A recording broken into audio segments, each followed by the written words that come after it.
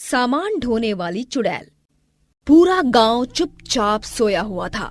गली के कुत्ते भी थक कर अपना कोना पकड़ चुके थे।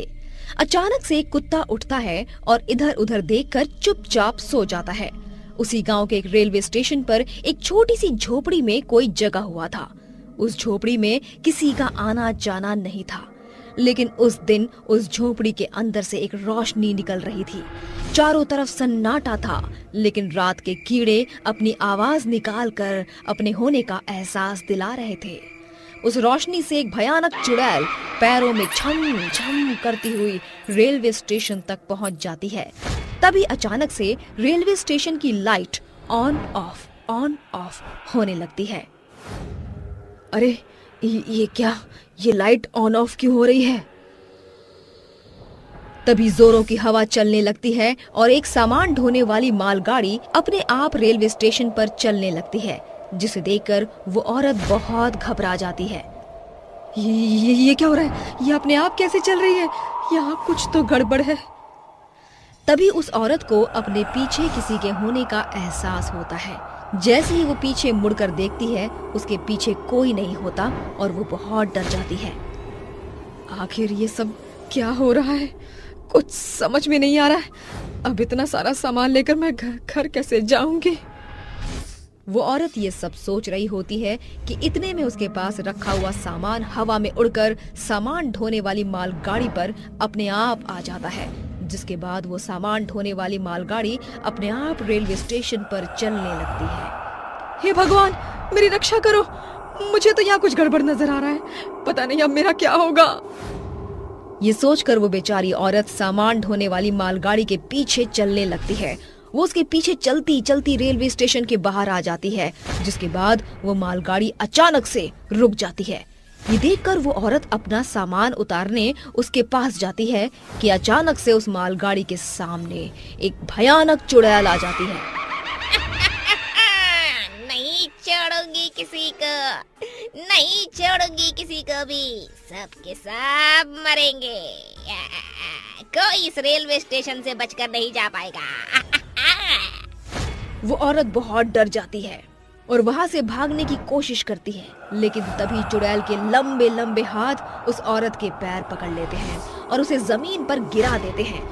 बेचारी जोर से चीखने चिल्लाने लगती है। मुझे छोड़ दो, मुझे जाने दो, मैंने तुम्हारा क्या बिगाड़ा है? तुम मुझे क्यों मार रही हो? मैं तुम्हारे आगे हाथ जोड़ती हूँ, मुझे भगवान के लिए छोड़ दो। चुड़ैल उस औरत की एक नहीं सुनती और उसका गला दबाकर उसे मार देती है और स्टेशन पर खड़ी होकर जोर जोर से अपनी आवाज में चीखने लगती है, जिसके बाद वो वहाँ से गायब हो जाती है। ये कहानी रायगढ़ के एक छोटे से गांव की है, जहाँ एक रेलवे स्टेशन था। उस रेलवे स्टेशन पर एक चमेली नाम की औरत सामान ढोने वाली मालगाड़ी पर लोगों का सामान ढोकर अपने पेट को भोजन खिलाने लायक कमा लिया करती थी। वो बहुत ही गरीब थी, उसका इस दुनिया में कोई नहीं था। एक दिन की बात है, चमेली रात के समय अपने सामान ढोने वाली मालगाड़ी पर सामान ढोकर रेलवे स्टेशन के बाहर एक बुजुर्ग आदमी को छोड़कर आती है, जिसके बाद उस रेलवे स्टेशन पर 4 आदमी मिल जाते हैं। हाय हाय, ये चिकनी चिकनी कमर क्या कमाल करती है। भाई ये तो रसमलाई है, जी करता है इसे पी जाओ। ओए, ये अपन का माल है, कोई बीच में आया तो अपन उसे सीधा टपका देगा। उस आदमी की बात सुनकर सभी आदमी चुप हो जाते हैं, लेकिन तभी चौथा आदमी कहता है, क्या भाव, एक छोकरी के लिए अपने पंटर लोगों को टपकाएगा? एक काम करते हैं, मिल बांट कर खा लेते हैं। अरे छोटे, तूने सही कहा, अपन को मिल बांट कर खाना चाहिए। चमेली रेलवे स्टेशन से एक औरत का सामान अपनी मालगाड़ी पर लाद कर ला रही होती है। जैसे ही वो उसे बाहर तक छोड़ती है कि तभी अचानक से वो चारों आदमी उसे घेर लेते हैं और उसे रेलवे स्टेशन के पास में एक झोपड़ी के अंदर ले जाता है, जहाँ कोई आता जाता नहीं था। वो चारों उसके साथ बहुत गलत करते हैं और वहाँ से चले जाते हैं, जिसके बाद बेचारी चमेली की मृत्यु हो जाती है और वो एक बहुत ही भयानक चुड़ैल बन जाती है।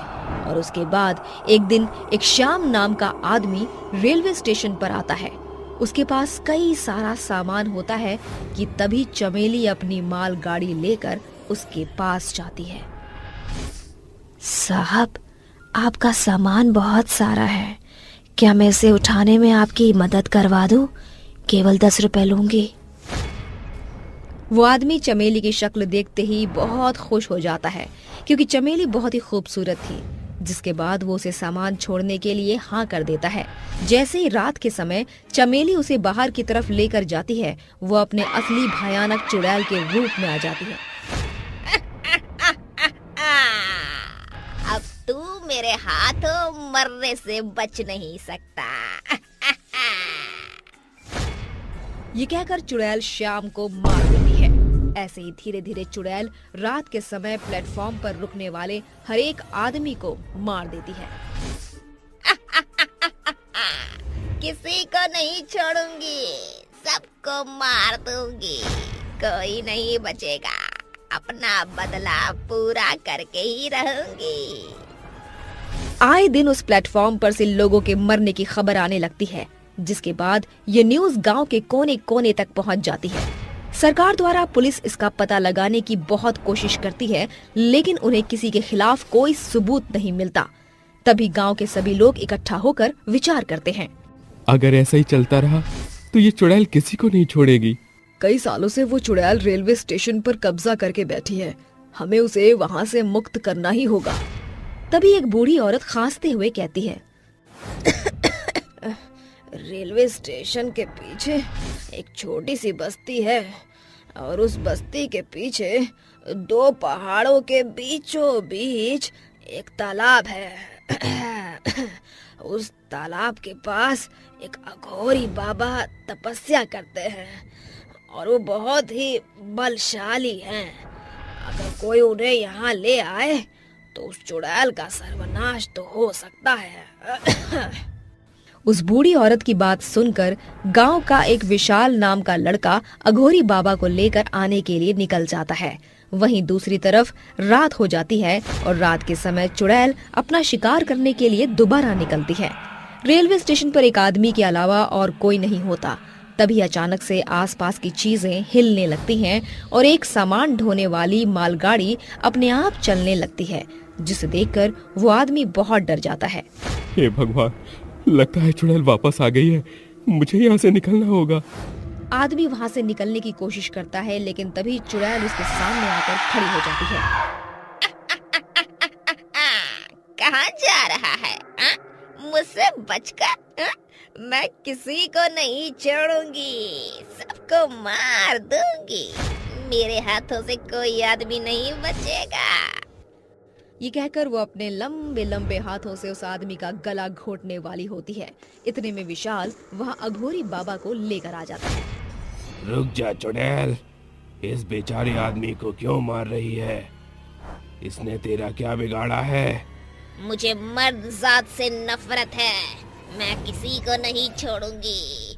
अगर तुझे अपनी जान प्यारी हो तो यहाँ से चला जा। तू मुझे जानती नहीं है, अगर तूने मेरी बात नहीं मानी तो मैं तेरा बहुत बुरा हाल कर दूंगा। कोई मेरा कुछ नहीं बिगाड़ सकता, समझे? ये कहकर चुड़ैल अपने लंबे लंबे हाथों से अघोरी बाबा को मारने जाती है, लेकिन अघोरी बाबा अपने मन में मंत्र का जाप करते हैं, जिसके कारण चुड़ैल बहुत कमजोर पड़ जाती है। वहीं दूसरी तरफ अघोरी बाबा चुड़ैल के ऊपर पवित्र गंगा जल फेंक देते हैं और उसके बाद चुड़ैल जलने लगती है। चारों तरफ जोर जोर की हवा चलने लगती है और कुछ ही समय में चुड़ैल को मुक्ति मिल जाती है, जिसके बाद वहां से हमेशा हमेशा के लिए वो गायब हो जाती है। अब रेलवे स्टेशन पर रात के समय भी लोग आराम से खड़े रहते हैं और किसी को कोई परेशानी नहीं होती।